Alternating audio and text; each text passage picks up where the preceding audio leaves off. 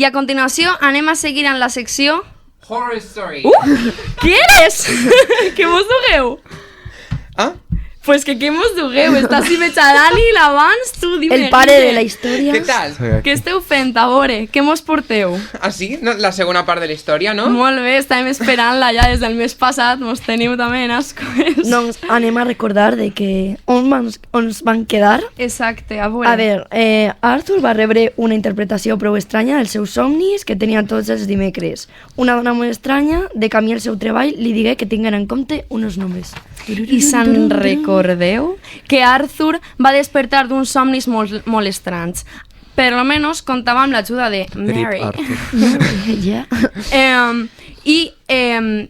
I qui és ella, la senyora Bella? Qui és esta dona? Perquè ens quedarem ahí pensant... Bueno, vas a preguntar-me ja, no? No, me pareix que anem a escoltar una música abans per a que l'audiència se quede també pensant. Vale.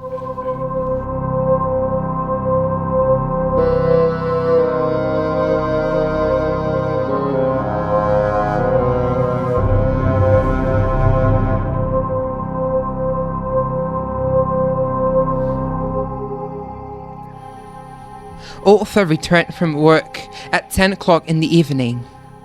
He looked at his Maynard's number, the 7th, as he crossed the door. He walked into the dark corridor. The darkness swallowed him. He couldn't hear anything. He couldn't do anything. He checked his pockets, searching for a match. The first thing the light managed to cover was his own portrait. Sir Arthur Benjamin Scott, 7th of July 1817. Every 7 hit Arthur's insights. It was fear. He couldn't realize what was happening. "Hi, Sir Arthur." Mary's voice sounds different. Mary's eyes went totally white. She stepped back. Arthur slowly turned his head and saw 2 red-lighted eyes, followed by silent screams from the deepest sorrow of the creature's soul. A loud and distorted voice started to sing an evil melody. The 7 started to dance. The right must be done. The descendant of the Scots was born to die alone. Arthur's heart almost stopped. He ran to the living room. His eyes lost all emotions. Mary was lying on the floor, slaughtered. He lied over the floor, desperately waiting for her breath. He closed his eyes and kissed the pale body. She held the letter. He took it and read it.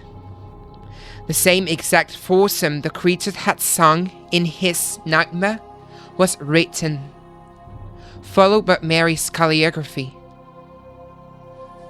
"Take me instead. I will do anything for him." Arthur silently cried. He got up and walked to the fireplace. A part of the floor covered with kerosene. After that, he walked to the kitchen, took a knife. He let the knife slide over his right arm as he closed his eyes. "Look what you made me do. Look what happened to your son." The creature's voice sounded familiar to Arthur. The old lady sounded even a bit feminine.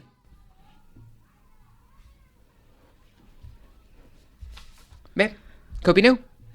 Doncs la veritat és que ha sigut un poc confús. Amb la mort de la seva mare sembla que tota la família estava com destinada a morir, no? Realment el ritual de la seva mare va despertar a, podem dir, un dimoni. És ella mateixa quina, a última intervenció, sembla culpar-se de la mort del seu fill. Ai. D'ultratumba la veu. Doncs anem a preguntar a Dani si Vale. la interpretació és correcta o Somos qué amigos. pensa. Lo primero- Tenemos así al autor. Lo primero que me encantaría decir es muy bien, muy bien, Guillermo, me ha encantado cómo lo has Gracias. interpretado, es magnífico. Justamente incluso he podido meterme en la atmósfera de la historia, es muy digno. Qué guay. Bueno, sí, la vez el mensaje es el mismo que quería interpretar yo. Pero hay ciertas cosas que, por ejemplo, no las he puesto en la historia tal cual como son. Pero el ritual de la madre, decís que es como, que no me sale la palabra. Un demonio. Sí, como que hace despertar a un demonio. La cuestión es que ahí no especifiqué la manera de cómo murió la madre. No me acuerdo si lo especifiqué o no. En la primera parte no lo llegué a especificar, creo. Entonces, la cuestión es que la mata su propio marido.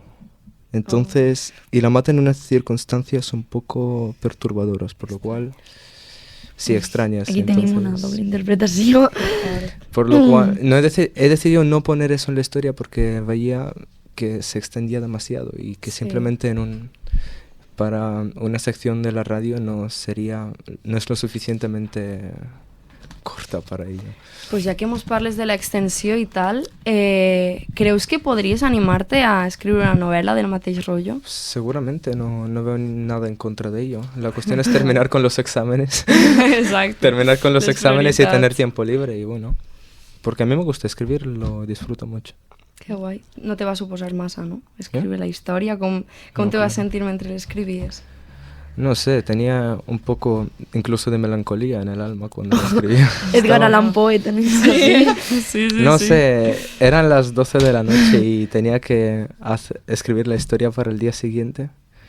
Y justamente tenía la buena suerte en esa ocasión para poder Una escribir. atmosfera de las 12. Sí. Sí, Bueno, sí, tenía, sí, sí. tenía un sentimiento. Psicofonies. De... No, tenía un sentimiento muy raro y bueno, y me motivó a escribir esto. Doncs ara que tenim xarxes socials, podríem posar en els comentaris que Sí, si sí, volen exacte. una segona part Exacte. explicant l'amor de la mare, Sí, sí, comenteu-lo. I ja mos digueu per Instagram. Like and sub. Molt bé, doncs moltíssimes gràcies als dos per vindre i per donar-nos la A interpretació. vosaltres. Vale, pues, ja ens Adéu, veiem. Ara anem a gràcies. seguir escoltant Jolie Coquin, Caravan Blue. Yeah.